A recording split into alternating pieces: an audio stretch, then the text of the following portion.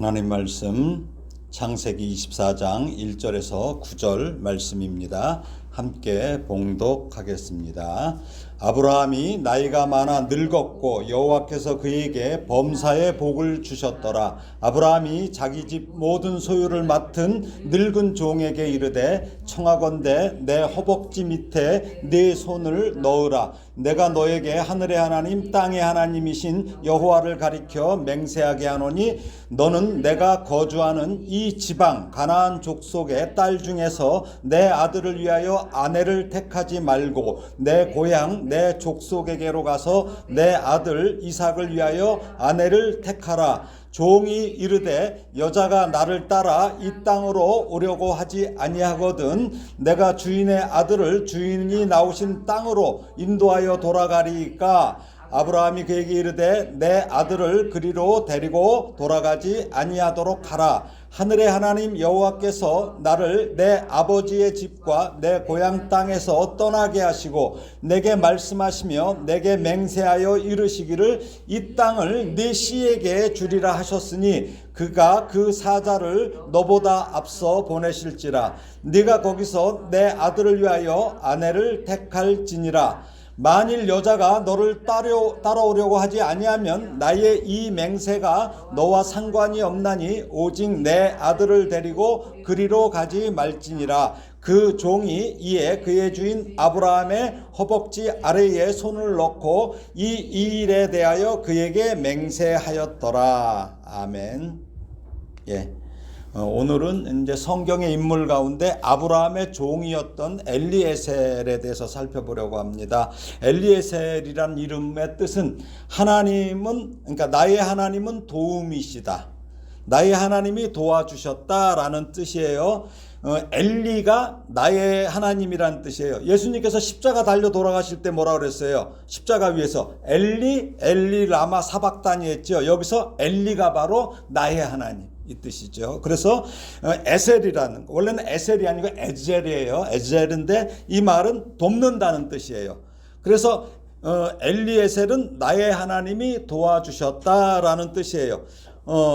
사무엘상에 보면 에벤에셀이라는 말이 나오죠. 예, 도움의 돌이라는 뜻이에요. 사무엘이 미스바에 온 이스라엘 백성을 모으고 금식하여 하나님 앞에 회개할 때 블레셋이 쳐들어와요. 예, 쳐들어올 때 이때 사무엘의 기도로 하나님께서 블레셋을 물리쳐 주시죠.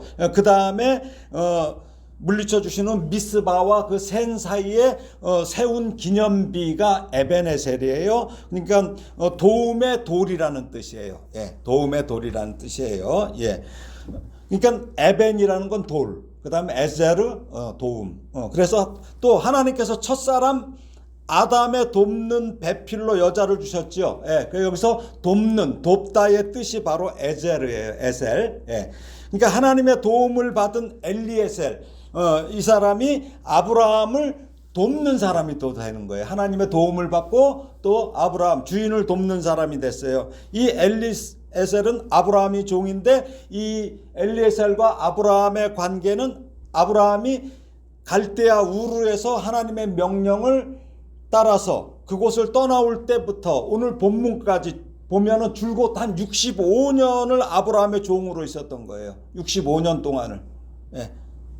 정말 아브라함에게 에제르, 도움으로 아브라함이 믿고 맡길 수 있는 사람, 주인의 행동과 마음을 정확히 읽는 사람, 그렇게 주인의 마음을 기쁘게 해주는 이 충직한 종으로 살아온 사람이 바로 엘리에셀입니다.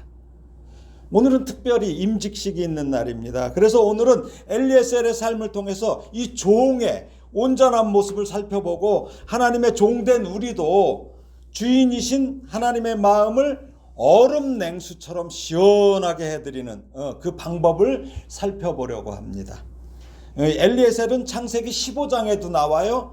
그리고 이제 24장 요 두 곳에 나와요. 먼저 창세기 15장을 보면 엘리에셀은 아브라함이 자신의 상속자로 여겼던 사람이죠. 예, 자신의 상속자로.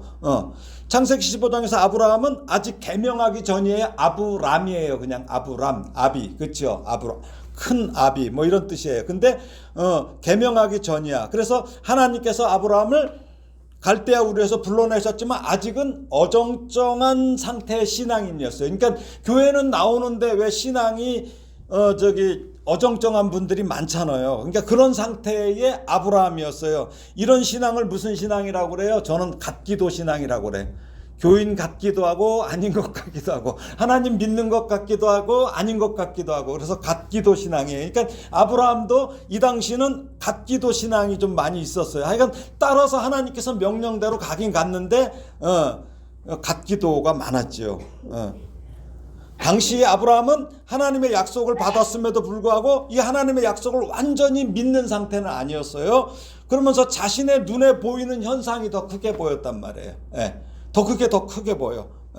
그래서 하나님께서 머물라고 하면 가나안에 머물라고 하면 가뭄이 오니까 애굽으로 내려가잖아요. 내려가는 거야. 그러니까 눈에 보이는 현상이 더 불안하니까 가는 거예요. 우리들도 그러잖아요. 사업하다가 뭐가 잘 안 되면 불안하잖아요. 뭐 이런 거예요, 이런 거. 그러니까 아브라함이 그래서 이 당시에는 그런 상태였어요. 그래서 하나님께서 그에게 약속하신 그 약속이 얼마나 귀하고도 놀라운 것인지 몰랐어, 그게.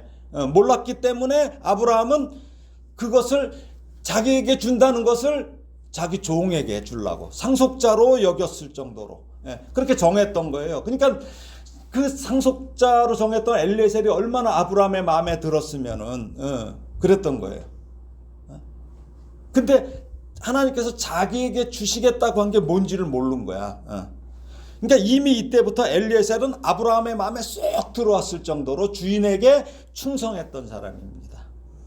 지난 시간에 리브가를 살펴볼 때 살짝 지나쳤어요. 오늘 본문을. 그러니까 왜 그러냐면 리브가에 집중하기 위해서 그 엘리에셀을 오늘은 더 자세히 살펴보겠습니다. 아브라함의 그 엘리에셀에 대한 그 믿음과 또 주인이 자신을 인정하는 것에 대한 그 엘리에셀의 온전한 순종을 통해서 우리의 섬김, 우리의 믿음을 점검하고자 합니다.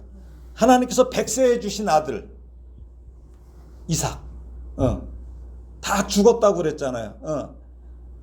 아내가 생리가 끊어져서 날 수가 없어요. 생물학적으로는, 과학적으로는. 우리 흔히 좋아하는 과학자들이 말하는 과학적으로는 이루어질 수 없는 일이에요. 근데 제가 늘 말씀드리죠. 과학이라는 것은 지금까지 증명된 것만이지 과학이지 앞으로 증명될 거는 이 사람들이 과학이라고 말을 못해요. 그래서 뭐라고 그래요? 이 사람들이 피하는 말이 미스테리. 그냥 미스테리, 신비하대. 그리고서 그게 밝혀지면 또 과학이라고.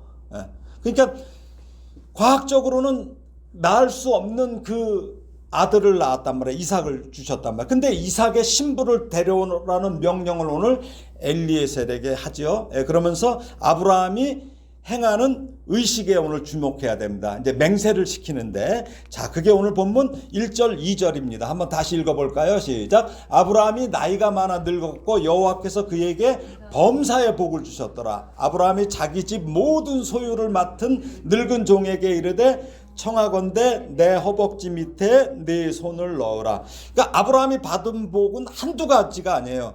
이를 성경은 뭐라고 그래요? 여기 보니까 범사의 복을 주셨대요. 그러니까 무슨 말이에요? 모든 복을 다 주셨다는 거예요, 아브라함에게. 모세가 아브라함이 받은 복을 표현할 때 쓰는 이게 복을 주다의 그 히브리어가 바라크예요. 바라크는 뭐냐면 풍성하게 하다라는 뜻과 더불어 무슨 말이 있냐면 무릎을 꿇다라는 뜻이 있어요. 무릎을 꿇다. 하나님 앞에 무릎을 꿇을 때 복을 주시는 거예요. 무릎을 꿇는다는 것은 뭐예요? 복종을 뜻하죠. 복종. 그러므로 하나님께서 주시는 복은 하나님께 복종하는 사람에게 주어짐을 알 수 있습니다. 창세기를 모세가 언제 기록했어요? 창세기를. 이스라엘 백성들이 광야 생활을 하는 마지막 즈음, 그러니까 애굽에서 나와갖고 광야 생활을 하는 마지막 즈음에 기록됐어요. 모세는 그들의 조상 아브라함의 이야기를 통해서 이스라엘 백성들이 하나님께 온전히 복종한 그들의 조상 아브라함과 그 주인인 아브라함에게 또 온전히 복종한 엘리에셀처럼 그들도 하나님의 율법에 복종한다면 범사에 하나님께서 복을 주실 것임을 교훈하려는 거죠. 이것을 알아야 돼. 그러니까 그냥 창세기 요것만 보는 게 아니라 그게 어떻게 쓰여졌고 그 배경을 알면은 훨씬 더 낫죠. 그러므로 여기 창세기 저자 모세가 아브라함이 복받은 사실을 이렇게 나타낸 것은 아브라함이 순종의 사람이었음을 강조하는 거예요. 그렇게 함으로써 하나님의 인도하심과 이에 순종하는 또 엘리에셀을 통하여 복종의 질서를 교훈하고 있어요. 그렇죠? 복종의 질서. 그러니까 어떻습니까? 하나님께 복종하죠. 모세도 하나님께 복종하고 이스라엘 백성들도 복종해요. 근데 그 당시에 모세는 이스라엘 백성의 지도자예요. 그러면 이스라엘 백성들은 또 누구에게 복종해야 돼요? 모세에게 복종하는 거죠.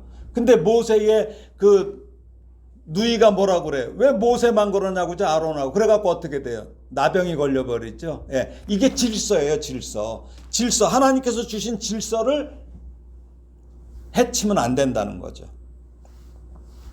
하나님께서 늙은 아브라함에게 범사의 복을 주셨어요. 아브라함은 여호와의 말씀을 따라 그 하란을 떠날 때의 모습과는 전혀 다른 형편이 됐어요. 그때는 뭐 갖고 나왔겠어요? 그냥 뭐 하나 그 음식 조리도구나 기껏 짊어지고 나왔을 거 아니에요, 그렇죠? 근데 지금 범사의 복을 주셨단 말이죠. 예. 그러니까 아브라함의 처음 형편은 고향을 떠난 나그네로서 아무것도 가진 것이 없었지만 이제는 하나님의 주신 복으로 부유한 자가 되었다는 것입니다. 자, 그러면 이 엘리에셀이 어떤 사람이었나 한번 찾아보겠습니다. 첫째는 뭐냐면 엘리에셀은 인정받는 종이었습니다. 인정받는 종. 아브라함은 자신의 대를 이을 이삭의 아내를 구하기 위해서 그동안 많은 시간을 하나님께 기도하는 시간을 가졌고 하나님의 음성을 들었을 것이에요. 이제 그 귀중한 일을 자신의 상속자로 삼으려 했던 가장 믿을 만한 종 엘리에셀에게 그거를 맡겨요, 지금. 그렇죠? 예, 맡겨요. 하나님께서 직분을 맡기시는 것은 어때요? 아무나 주지 않아요, 사실은. 아무나 주지 않아요. 저 같은 경우 어때요? 목사 안 하려고 평생 도망 다녔어요. 근데 기어코 주신단 말이에요. 전 목사하기 싫었어요, 저는. 믿을 만한 종에게 맡기신다는 것을 우리가 알아야 돼요. 여러분들 직분 이거 아무것도 아닌 거 아니에요. 예. 아무것도 저 사람들 봐요. 제가 표현이 좀 그래서 그렇지만 이 고스톱 치는 사람들 뭐예요? 그 고스톱 치다가 돈을 따도 그렇게 즐거워하잖아요. 세상 일에 막 밤을 새요. 밤을 새. 오늘도 올라오다 보니까 우리 밑에 당구장이 밤을 새면서 당구를 쳤더라고. 그런 쪽으로도 막 그렇게 열심히 해서 거기서 이겨도 좋아해요. 근데 하나님께서 우리에게 이 직분을 주신다는 것은 이거 대충 그게 아니에요. 이게 얼마나 귀한 건지 몰라요. 왜 그래요? 믿을 만한 종에게 맡긴다는 건 뭐예요? 인정받았다는 거잖아요. 그렇죠? 인정받은 거예요. 예. 그래서 2절에서 보면 오늘 말씀 2절에서 보면은 늙은 종이 나오죠. 늙은 종 여기 늙은 종에게 이 늙은 종에 해당하는 히브리어 아부도는 종, 노예를 말하고 제카는 늙은, 또 연한, 부드러운 뜻이에요. 여기서 나오는 명사가 자켄이에요. 자켄이 뭐냐면 장로라는 뜻이에요. 장로라는 뜻으로 쓰여지는 말이면 특히 노인에 대한 존경의 의미를 나타내요. 그러므로 늙은 종은 단순한 종이 아닙니다. 여기는 아브라함의 총애와 신뢰를 받는 자라는 뜻이에요. 근데 우리 번역이 그냥 늙은 종 하니까 늙은 뭐야 희말이 없고 뭐 이런 사람 같잖아요. 근데 그게 아니라는 거예요. 그러므로 이 늙은 종은 아브라함의 모든 소유를 관리하는 직책에 있었어요. 따라서 이 종은 막리를 하는 노예라기보다는 품위가 있고 신실한 집사죠. 모든 것을 맡아서 하는 집사로 이해할 수 있습니다.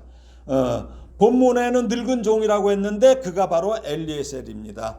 그런데 아브라함은 그를 불러 지금 맹세하면서 보내죠. 약조. 그 약조의 모습이 특별해요. 약조의 모습이 어떻습니까? 여기 보니까 청하건대. 그렇죠? 청하건대 내 허벅지 밑에 네 손을 넣으라는 거예요. 이 말의 원문은 청하건대 너는 너의 손을 내 환도뼈 아래에 두어라입니다. 구약시대에는 환도뼈를 특별히 중요시 여겼어요. 예. 특히 맹세할 때는 손을 환도뼈 아래에 넣었어요. 야곱이 죽기 전에 창세기 47장에 보면 요셉에게 이 똑같이 환도뼈 밑으로 손을 넣어서 맹세를 하게 해요. 예.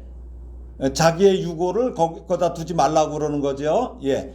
자, 그렇습니다. 자, 그러면 어떻습니까? 또 야곱이 어디가 부러져요? 환도뼈가 부러져요. 그러니까 환도뼈가 엄청 중요한 거예요. 왜 그래요? 이게 바로 생식기하고 붙어 있기 때문에 그래요. 그러니까 뭐냐면 사실은 환도뼈 아래에 두어라는 것은 생식기에 손을 댔다는 뜻이에요. 이 말이. 지금 성경은 점잖하게 번역을 해서 그렇지 저는 점잖지 않아서 그대로 말씀을 드리는 거예요. 자, 그러면 이것은 생식기관을 중요시한 연유이며 자녀들이 바로 그 환도뼈 아래에서 나온다고 생각한 데서 비롯된 말이에요. 종이 아브라함의 환도뼈 아래에 손을 넣고 맹세한 것은 아까 야곱이 죽기 전에 요셉에게 했던 것과 함께 구약에 딱 기록된 맹세법으로 딱 다른 부분에서는 안 나와요. 여기 두 부분에서만 나오는 거예요. 예. 남자가 생식기를 노출한다는 것은 당시에 목숨을 내놓을 정도로 중요한 일임을 의미하는 거예요. 그러니까 목숨을 걸고 지금 맹세하라는 거예요. 그런데 창세기 47장에서 야곱이 가장 먼저 사랑했던 아들 요셉에게 맹세를 시킬 때 하는 것은 이해할 수 있어요. 그렇죠? 가장 사랑하는 아들이니까. 그런데 자신의 종에게 자신의 생식기에 손을 얹게 하고 맹세를 시킨다는 것은 결코 쉽지 않아요. 아브라함은 늙은 종 엘리에셀을 온전히 신뢰했기 때문에 자신의 허벅지 밑에 손을 대게 하고 맹세를 시킨 거예요. 이것은 특별히 엄숙한 약속을 하였음을 나타내는 의식이에요. 만일에 이 맹세를 어기면 저주를 받거나 파문을 당하는 거예요. 이제 엘리에셀에게 이삭의 신부 조건을 알려줍니다. 신부 조건. 이 조건은 자신에게서 시작된 하나님의 인류 구원의 연결고리가 될 귀한 여인을 데려올 조건이에요. 그래서 첫째는 가나안 여인은 안 된다. 둘째는 자기 고향 사람이어야 한다. 예, 같은 동족이죠. 아브라함은 자신이 살았던 지금 현재 살고 있는 그 가나안 족속과 이렇게 혼인관계 맺는 것을 꺼려했어요. 왜 그래요? 가나안 족속의 그 사악함을 눈으로 직접 보았기 때문입니다. 그러므로 하나님께서 약속하신 위대한 자손과 국가를 이루기 위해서 자신의 고향 족속에로 가서 그 아들의 신부감을 택할 것을 명령한 거예요. 그러니까 아브라함이 이러한 명령을 하게 된 동기는 그것 무엇보다도 혼합시키는 거, 혼합주의를 경계하기 위함이에요. 혼합되는 거. 예. 즉 자신의 후손들이 가나안 사람들과 섞여서 이방신을 섬기게 될 것을 경계한 것이에요. 이것은 모세오경, 모세가 기록한 모세오경 그 밑바닥 저변에 이렇게 쭉 흐르는 사상이에요. 혼합하지 말라. 섞지 말라.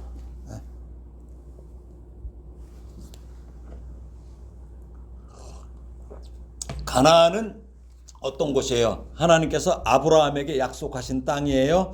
하나님의 나라를 세울 땅이기 때문에 그 땅의 문화와 법률은 하나님의 뜻에 합당한 것이어야 돼요. 근데 당시 가나안 사람들의 문화와 법은 하나님의 뜻에 어긋나요. 그렇기 때문에 그들은 하나님 대신에 누구를 섬겨요? 바알이나 아스타롯, 아세라 등의 우상을 숭배했다는 거예요. 음란한 문화를 만들어냈어요. 그리고 아까 말씀드렸죠. 창세기를 쓸 때가 언제예요? 거의 이제 가나안 땅에 들어가기 직전이에요. 그러니까 또 이걸 또 기억하게 되는 거죠. 예. 그러므로 거룩하신 하나님의 택함을 받은 이스라엘 백성은 가나안에 들어갈 때부터 가나안 사람들과 섞여서는 안 돼요. 철저히 구별해야 됐어요. 이 같은 이유 때문에 이삭의 아내도 절대 가나안 여인이어서는 안 되고 여호와 신앙을 분명히 구별하는 고백하는 그런 여인이어야 했습니다. 그래서 아브라함은 자기의 고향, 자기의 친족에게서 며느리를 구하려고 자기가 가장 인정하는 종 엘리에셀을 보냈던 것입니다. 그래서 아브라함에게서 세워진 이러한 전통이 그 후 이스라엘 역사에 계속해서 영향을 미치는 거예요. 이게 지금 처음 전통을 세우고 있는 거예요. 바람직한 전통은. 야곱은 어때요? 삼촌 라반의 딸 중 하나를 취하라는 명령을 누구한테 받아요? 이삭에게 받죠. 예, 그래서 글로 가잖아요. 또 삼손이 블레셋 여인과 결혼을 허락해달라고 청했을 때 그 부모들은 반대해요. 이스라엘 여인을 취하라고 말해요.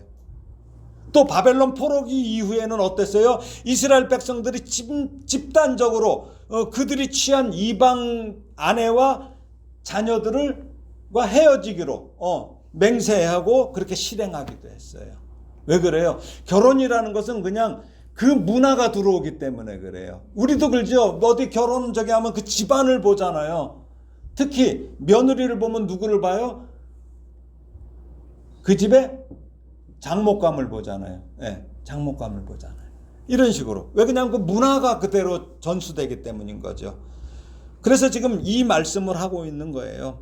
그런 놀라운 일의 이 기초를 자신이 가장 신뢰하는 늙은 종 엘리에셀이 감당하도록 명령한 거예요. 그리고 셋째는 뭐예요? 이삭은 데려가지 말라. 이삭은 데려가지 말라. 왜 아브라함의 동족인 나홀의 성으로 가는 것조차 이삭을 데리고 가지 말라고 이렇게 명령했을까요? 왜? 왜 그랬을까요? 혹시 이삭이 육신의 아름다움에만 빠져서 하나님의 복을 이어갈 신실한 이 믿음을 가진 여인을 택하지 않을까 염려했기 때문이에요. 남자들은 특히 보는 것에 거의 뭐가 결정이 돼요.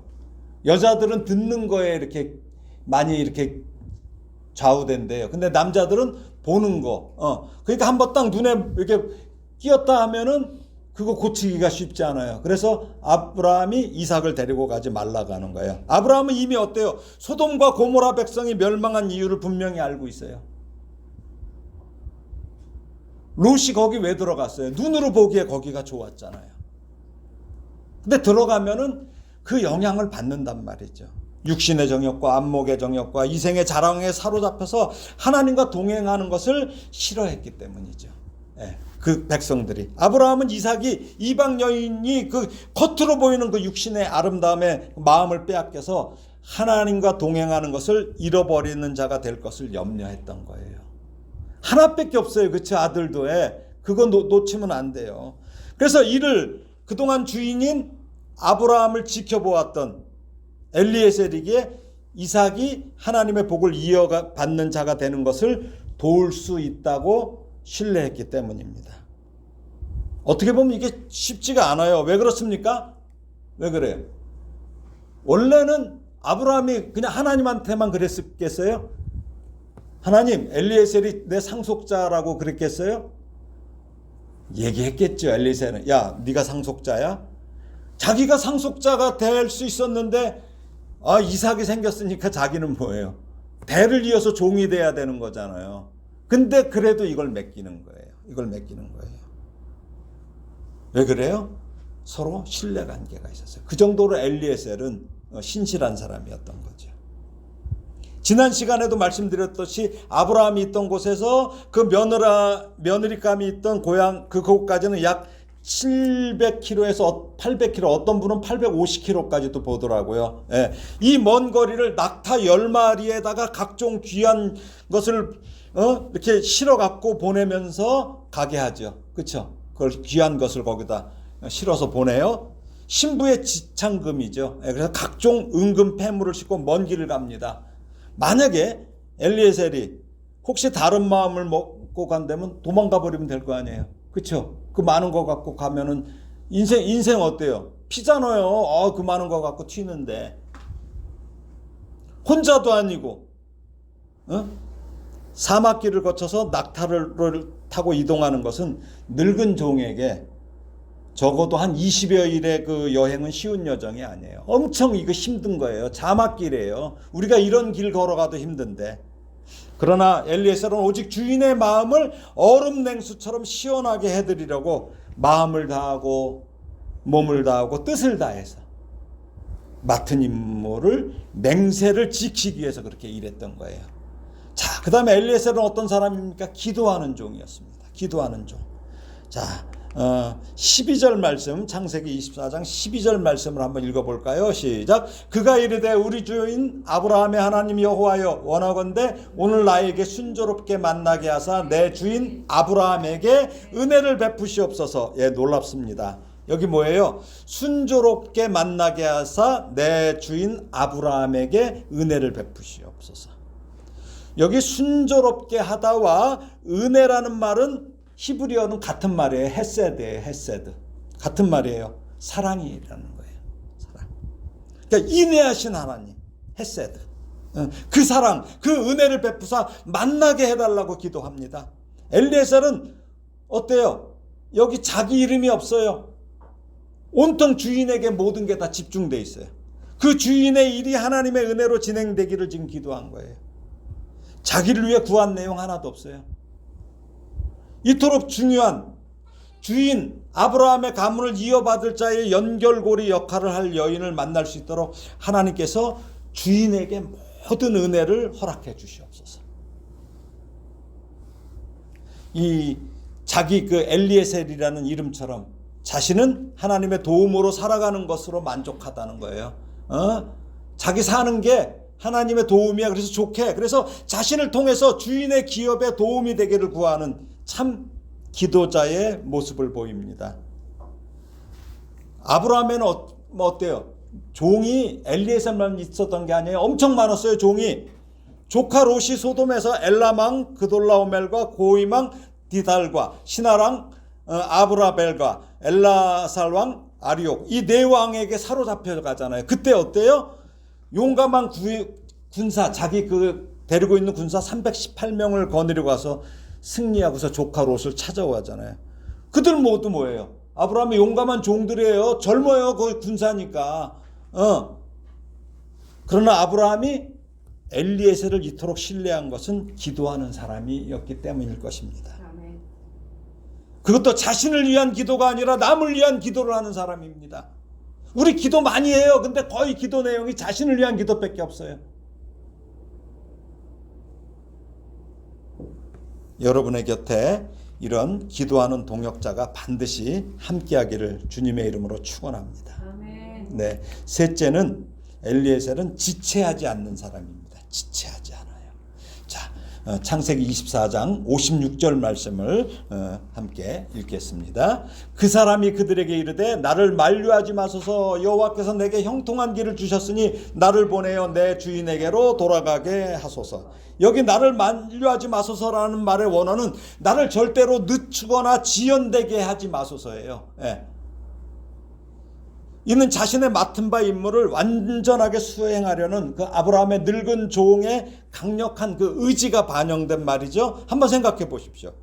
아브라함이 있던 곳에서 여기까지 왔을 때 아까 800km 잡아봅시다. 800km. 근데 최소 20여 일이 걸렸어요. 이 늙은 엘리에셀이 어때요? 이 정도 왔으면 여독이 있을 거 아니에요. 그렇죠? 여독이. 저 요즘 자동차로 운전해도 하루 어디 갔다 오면 피곤해요. 근데 이 사막길을 20여 일을 이렇게 갔으면 여독이 풀리지 않았을 거예요. 더더군다나 거기 갔어. 그러면 이제 바로 돌아오겠다는, 바로 그 다음날 눈을 뜨자마자 가겠다는 거예요. 근데 어떻습니까? 리브가의 가족들이 그 리브가와 헤어지는 것이 아쉽고 서운해요. 그러니까 뭐라 그래요? 며칠 혹은 열흘쯤 머물러 달라고 그러잖아요. 네? 그러면 엘리에셀은 자신의 의지도 아니에요. 리브가의 가족들의 청을 들어주는 것도 그리 나쁘지 않은 일이에요. 그렇죠? 예. 그런 일임에도 엘리에셀은 결코 지체하지 않습니다. 사실 늙은 몸으로 다시 그 머나먼 길을 쉬지 않고 되돌아간다는 것은 어쩌면 건강에 치명적일 수 있어요. 그렇잖아요. 치명적일 수 있어요. 그러나 아침에 일찍 일어나 떠나려는 종의 모습은 어떻습니까? 지금까지 하나님께서 분명히 역사하심을 보았으므로 하루라도 빨리 주인인 아브라함에게 일의 결과를 보고하려는 그런 충성에서 나온 것입니다. 지체하지 않아요. 결코 지체하지 않아요. 그래서 엘리에셀은 자신의 늙고 힘든 상태보다 주인인 아브라함이 이미 나이가 많아요. 아브라함도. 그러니까 뭐예요? 늙었다는 것을 고려할 때 결코 지체할 여유가 없었던 것입니다. 말씀을 정리합니다. 엘리에셀은 하나님이 도우시는 충성된 자였어요. 그는 하나님의 도우심을 자신을 위하여 살지 않았고 주인을 위하여 죽도록 충성했던 귀한 사람이었습니다. 임직식을 앞두고 여러분과 저의 삶에도 분명히 엘리에셀, 나를 도우신 하나님께서 상황마다 도우실 줄 믿고 이 말씀을 준비했습니다. 임직은 분명히 기쁜 일입니다. 하나님께 인정을 받았기 때문입니다. 하나님께 인정을 받으면 하나님은 아브라함이 인정하는 종 에벤에셀에게 자신의 허벅지 밑에 손을 넣도록 허락할 정도로 하나님의 크고 놀라우신 그 일을 보여주시고 맡겨주실 것입니다. 그래서 그것을 하고 안 하고는 당사자의 선택에 달렸어요. 그러나 우리는 인정받은 성도라면 그 인정받은 성도답게 이것을 잘 감당하시기를 주님의 이름으로 축원합니다. 그것을 감당하려면 하나님의 은혜를 구해야 돼요. 하나님의 헤세드, 인내하심, 사랑하심이 반드시 필요합니다. 그래서 기도해야 됩니다. 엘리에셀처럼 기도해야 됩니다. 그렇게 기도로 응답을 받고 감당하기를 축원합니다. 또 감당은 지체하면 안 돼요. 부르셨을 때 즉시 감당하시기 바랍니다. 엘리에셀처럼 신실하고 어떤 일이든지 맡았을 때 맡기신 그 주님의 마음을 흡족하게 해드린 복된 종이 되기를 먼저 종의 자리로 내려오셨던 예수님의 이름으로 축원합니다. 기도하겠습니다. 하나님 아버지 은혜를 감사합니다. 하나님의 신실한 아브라함의 신실한 종, 하나님께서 도우시는 종 엘리에셀의 모습이 우리의 모습이 되기를 원합니다. 하나님의 크고 비밀하신 일을 우리도 보게 하시고 알게 하셔서 그 일을 기도하며 기쁨으로 감당하도록 즉시 감당하도록 은혜를 구합니다. 일할 때 지체하지 말게 하시고 결국 하나님의 마음을 얼음 냉수처럼 시원하게 해드리는 복된 종이 되게 하여 주시옵소서. 예수님의 이름으로 기도합니다. 아멘.